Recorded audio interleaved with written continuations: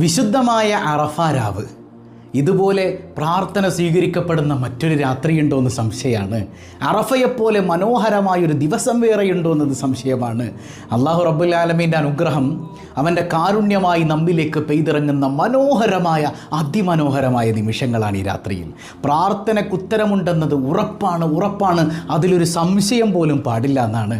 ഒരുപാട് ആളുകൾ സങ്കടം പറയാറുണ്ട്, ഉസ്താദേ മക്കളെ കെട്ടിക്കാൻ വഴിയില്ല, ജീവിതം പ്രതിസന്ധിയിലാണ്, കടക്കെണിയിലാണ്, ടെൻഷനാണ്, സ്വസ്ഥതയില്ല, ആത്മഹത്യയുടെ വക്കിലാണ്, മാരകമായ രോഗങ്ങളാണ്, മക്കളില്ലാതെ പ്രയാസപ്പെടുകയാണ്, ഗർഭിണികളാണ്, പല ബുദ്ധിമുട്ടുകളും ഉസ്താദെ സ്കാനിങ്ങിൽ പറഞ്ഞിട്ടുണ്ട്. അങ്ങനെ ഓരോരോ പ്രതിസന്ധികൾ, ഓരോരോ പ്രതിബന്ധങ്ങൾ ഓരോരുത്തരും ഇങ്ങനെ പറയുമ്പോൾ നിങ്ങളോട് പറയാനുള്ളത് സങ്കടപ്പെടണ്ട. അറഫയാണ് വരുന്നത്. അറഫ രാവിലും പകലിലും നിങ്ങൾ ഈ പറയുന്ന കാര്യങ്ങളൊക്കെ കൃത്യമായി അനുഷ്ഠിച്ചാൽ